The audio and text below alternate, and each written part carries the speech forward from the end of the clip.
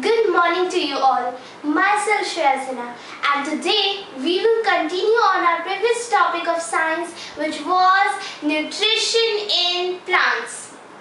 Now, in our previous videos, we had covered till the other modes of nutrition. So let's have a quick recap of that. Firstly, we had talked about the nutrition. Now, what is nutrition? Nutrition is actually the process of taking the food in by an organism and utilizing it, right? And the modes of nutrition, in this we had talked about the two modes of nutrition. So firstly we had talked about nutrition and then we had talked about two types of it. Now what are the two types? Yes, heterotrophic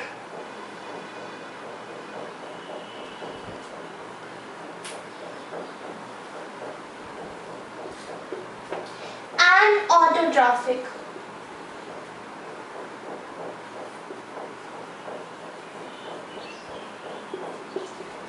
Now, in this, we had just learned that the heterotrophic nutrition means the nutrition by others, the nourishment by others, because hetero means others and trophic means nourishment. So, heterotrophic means others nourishment. So, these animals, actually the heterotrophs, which uses heterotrophic nutrition, are the animals which takes the food from other organisms, and more specifically they take the food from the autotrophs. Now it can be direct or indirect. We are going to go deeper in that, but first let's understand the autotrophic also.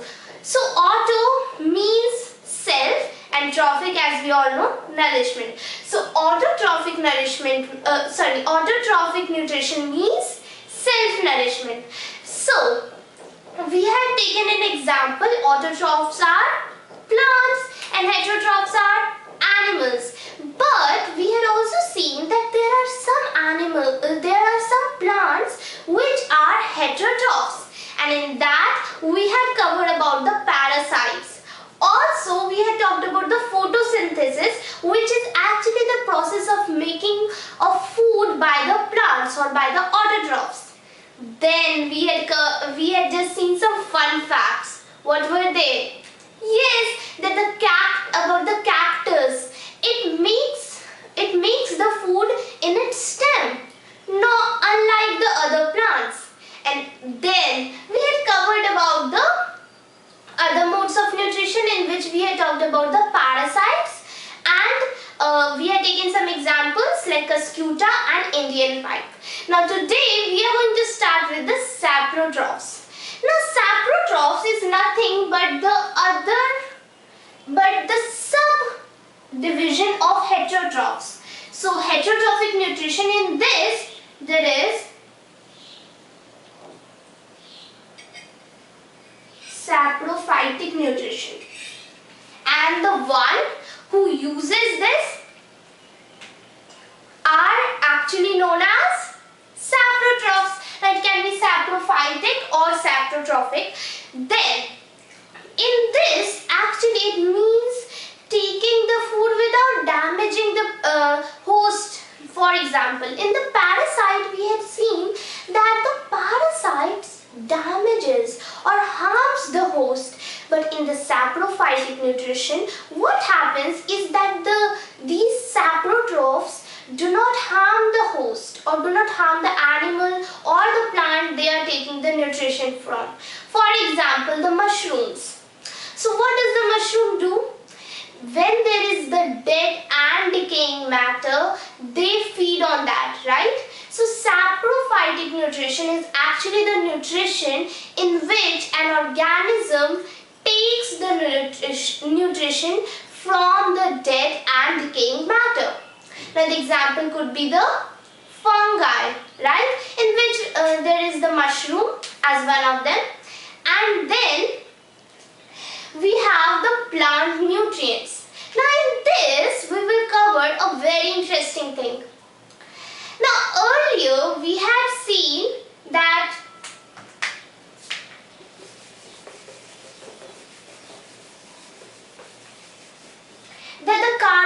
carbohydrates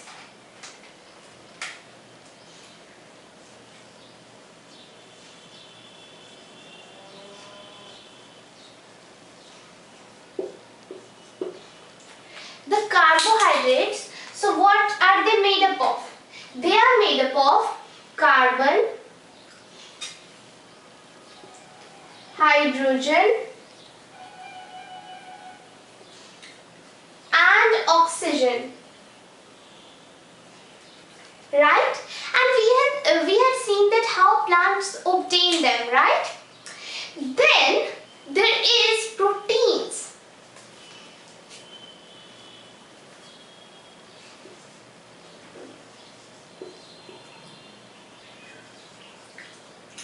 Now, carbohydrate gives the energy to the plant. What does the protein do? It actually makes up the plant. Yes, like us. So protein is a very important component of our cell, and this is similar to the plants as well. So protein is also needed by plant. But how does the plant obtain the protein? So for that, let us understand what the protein is made up of. So protein is made up of carbon, hydrogen, oxygen and the extra is nitrogen. Now, protein is mainly made up of nitrogen, and that's why protein is also known as nitrogenous compound. Now, we know that how the plant obtains the carbon, hydrogen, oxygen in the photosynthesis. We had seen that, right? Actually, these three, carbon, hydrogen and oxygen, is common in the carbohydrates too. So, now the plant has got all these three, carbon, hydrogen or oxygen. But how will the plant get nitrogen? Now, we know that the nitrogen is abundant in the atmosphere of Earth, right? It is 78%. So, can't the plant use it directly? No. Plants cannot use the nitrogen which is present in the atmosphere directly. They need it in the soluble form. So how does the plant get that? So here comes the helping bacteria. Yes, good bacteria. Now they live in the soil, and what happens? They convert the nitrogen into the soluble form for the plants. Can you give me some examples of that?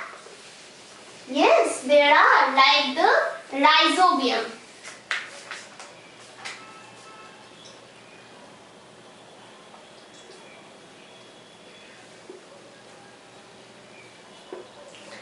So, what does the rhizobium do? It lives in the roots of the leguminous plant. What are these legumes? Yes, the peas and all of these which has the fruit inside. There are seed packed in like a sack. Okay, so there is a fruit in which it is sack-like, right? And in there the seeds are arranged in a line. So these are legumes. Like for example the peas. So they are known as legumes. So the rhizobium, it lives in the roots of the leguminous plants, and there what it does is it takes the nitrogen from the atmosphere and then it converts that nitrogen into the soluble form, and then the plant can utilize it. Now you see that the rhizobium, it gets the shelter and the food from the plants. So the plants is helping the rhizobium. So here, so the plant gives the rhizobium the shelter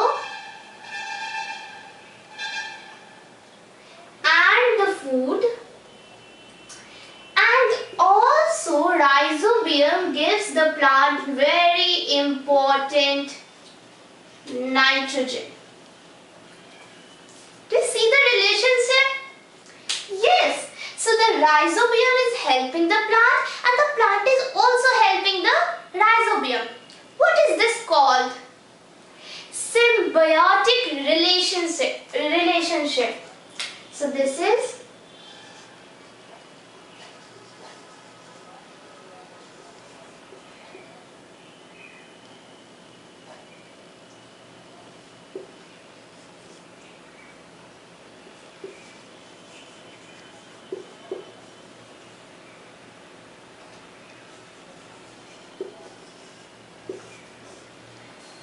symbiotic relationship.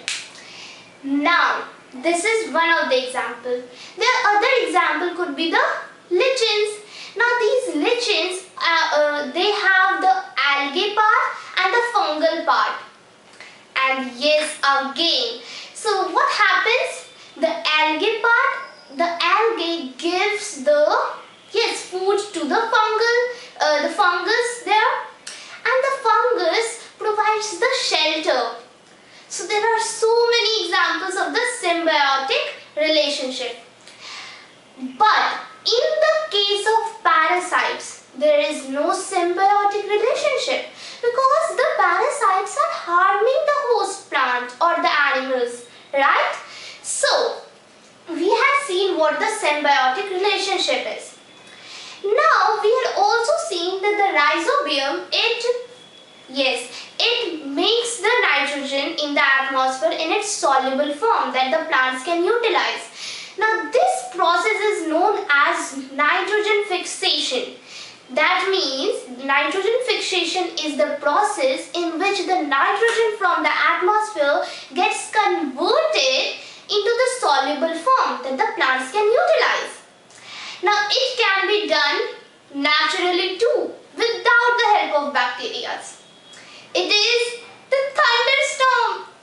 Yes, in the thunderstorm there is lightning, and that's what helps the nitrogen fixation. So the lightning, what it does?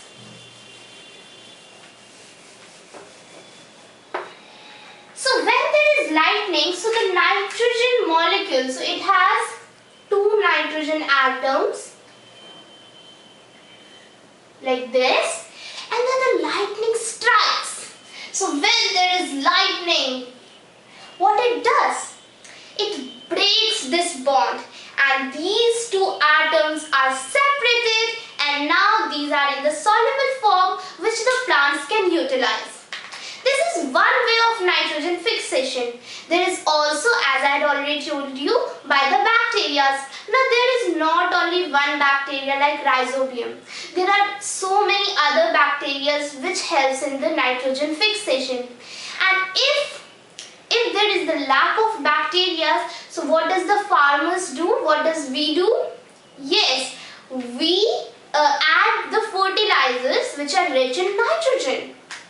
So now we know how the plants get nitrogen. Are there some more nutrients needed by the plant other than carbon, hydrogen, oxygen and nitrogen? Yes, they are. And that's why we classify the nutrients needed by the plants in 2 types. Let us have a look. We have the 2 types. Okay? We have the 2 types, carbohydrates, fat and protein listed as the macronutrients, and our micronutrients are vitamin and minerals. Similarly, the plant needs the nutrients, so they are also classified in 2 types, macronutrients and micronutrients. So, the macronutrients. Now, macronutrients means that the plant needs it in a large amount. They are nitrogen, as we have seen,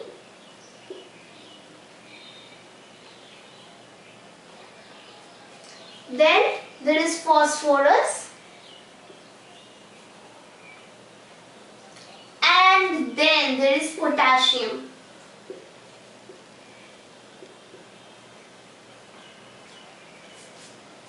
So these are some of the macronutrients. Now let us see some examples of micronutrients.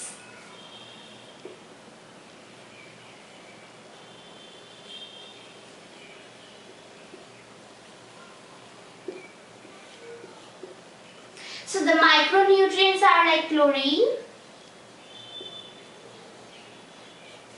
Then we have the copper.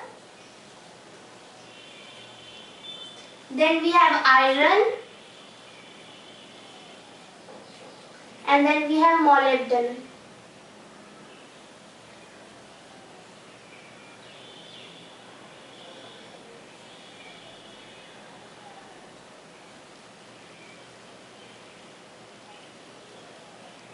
Molybdenum.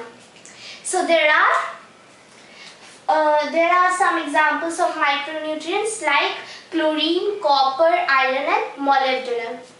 Now, we had seen the nutrients of plants and we had also seen how the nitrogen fixation occurs and also the saprotrophs. Now that's the end of this topic and also the end of this video. So we have completed the topic nutrition in plants and next we will be starting the nutrition in animals. So I hope you are clear with this. So thank you for watching this video and have a cheerful day ahead. If you have any problems, you can just comment in the comment box, and if you want any improvement in me, so please comment in the comment box. Thank you.